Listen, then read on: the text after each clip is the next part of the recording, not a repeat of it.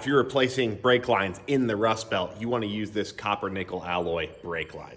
Today, I'm working on this 97 Toyota Land Cruiser, and what's on the menu for today are brake lines and hoses. So we have been rerunning all the brake lines and hoses on this truck. So we got a fresh hose right there. This thing is ridiculous with how many times it goes from hose to hardline, hose to hardline. I think the front axle has 5 hoses on it alone. But I wanted to talk about brake lines today because when you're in the Rust Belt and you've got stuff that is this crusty, steel brake lines just aren't gonna cut it. So these are the originals on this truck. And when you go to the store, you can buy pre-bent lines for your specific application. Or if you wanna save some money and do things in bulk, you can buy a coil of brake line like this. Now you have multiple options. You can get steel brake line, or you can get this copper nickel alloy brake line, and it has some great benefits, especially when you're in the Rust Belt. Right here, I have some standard steel brake line. This is 3/16. This stuff is pretty stiff. It's malleable enough that you can shape it, but it's gonna kink easier,